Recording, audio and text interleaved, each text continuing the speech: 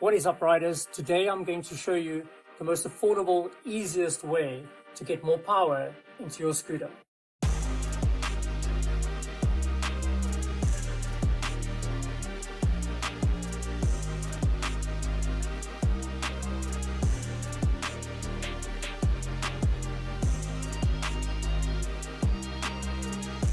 Okay guys, so what we have here is the Malossi multivar drive belt, some lighter rollers because we're running an Urban Rider exhaust on this.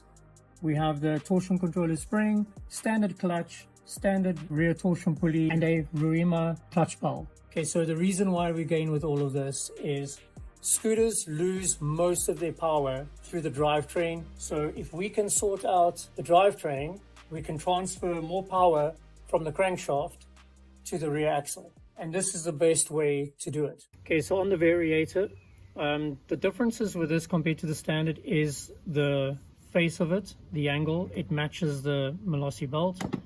We've also got a dry bush, self-lubricating dry bush system.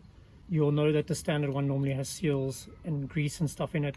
The grease and the seals create extra friction on the shaft, whereas this one, you can see it is so loose, it just like literally falls out. And that's what you want. You don't want to lose any power through the belt trying to push this in and out. The other thing we've got is the cam with some decent sliders on them. This is going to have a different profile, as well as the ramps from the standard.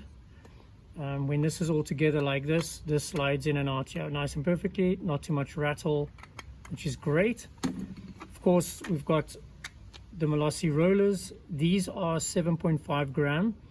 Standard with this is the 11 gram, which is set up for a stock standard BWS 100. The reason why we're going with the 7.5 is because we're running an Urban Rider exhaust pipe, and we need to get the RPMs closer into the power band, whereas the 11 gram is going to be a little bit on the slow side. It's like basically you trying to pull off in second gear, whereas we wanted to pull off at a higher RPM in the power band and then stay there. The other thing we've got is the torsion controller spring. This works in conjunction with this. Now remember, Malossi's done all their homework on this. They've done all the testing.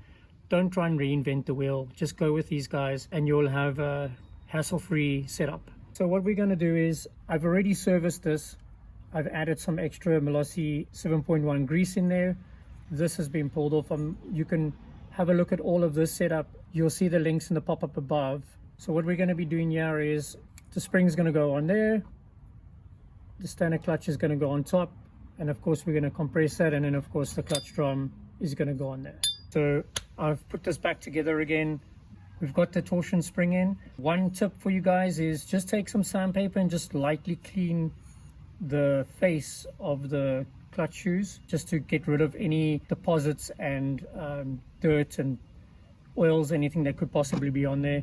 The same goes with the inside of the drum. Parts brake cleaner works best because you want to degrease all these surfaces. So that's been done. Also from Malossi, these come with coatings on them, so you need to clean all that off, including the bush and the collar.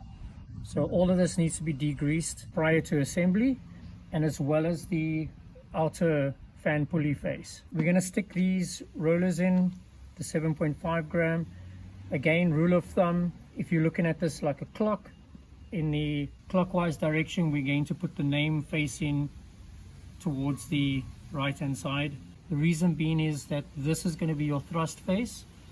Malossi's thrust faces are both the same on each side, but the reason why we put the name away is because if you've been running this for 10-20,000 kilometers and you want to change this, if you don't have a scale to weigh these, you're not going to know what the weight is. So just rule of thumb, always have the weights facing away from the thrust face, and then when you service it, you will know exactly what weight is fitted there. So we're going to stick all of these this way around. Name that way.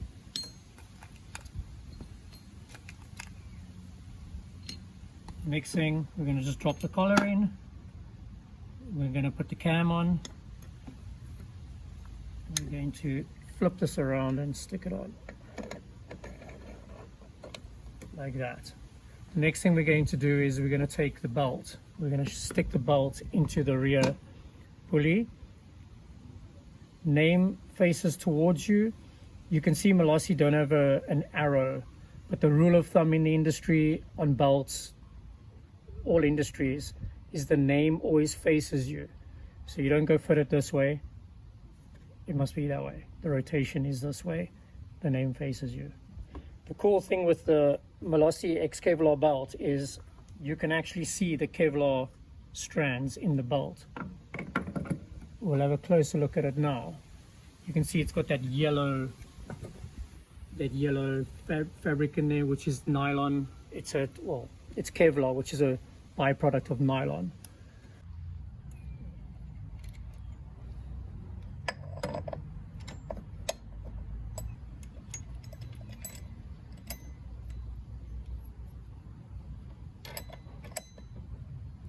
The other thing is, this is a conical washer. It's actually a lock washer. It's domed on the one side and raised on the other. People don't notice it. Most people don't realize it, that this is a lock washer. So they just put it on anyway. But you have to have the convex side facing outwards, the concave side facing inwards. So when you tighten the nut, it actually bends the washer and creates a lock-in system. So that is very important, so that this doesn't come loose while you're busy riding.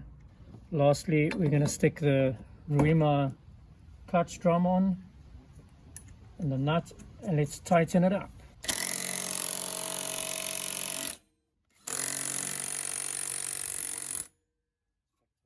Okay guys, so the reason why we're doing the drive is because scooters lose most of their power between the crankshaft and the rear axle. So if we can optimize the power from here to there, then we're going to gain on this setup here on average of 15%. So if this is a 7.3 horsepower motor at the crank over here, then you're looking at an extra 1 horsepower at the back.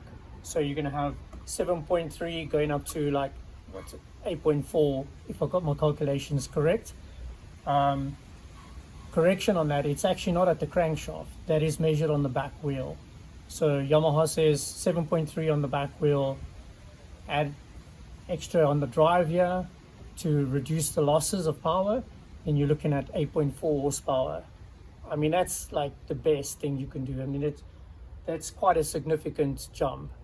The other reason why we do this first is because there's no point in doing other modifications to your scooter if this is where you're losing most of your power. So first things to do is sort out your drive, then do your big bore kits, your reed valves, your bigger carburetors. You go stick a big bore kit on, 125cc, and you're only going to get, you're basically going to be missing like round about 15% of the 125's power again. So sort this out, right? Then do your cylinder kits, do your reed valves, your carburetor, the 22mm carb, exhaust pipe, whatever you want. Then you do it. And then what happens is all you need to do then afterwards is to set up your roller weights maybe, or set up your clutch, and that's the best way to do it. If at all possible, it's probably best to start it up before you put the belt cover on, just so that you can make sure that everything is working fine. So what I'm going to do now is I'm going to start it up. You can watch how the belt works. You can see it's quite slack at the moment. So now it's already pulled up its tension. What we can do is rev it up, and we can watch how this will expand, that will pull in.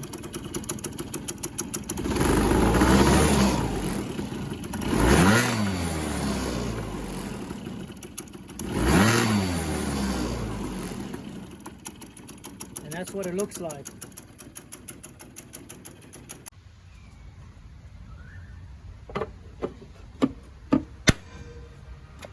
Right, that's it guys for the setup on the multivar. If you want to see more videos like this, let us know in the comments down below. Don't forget to like and subscribe. Catch you next time.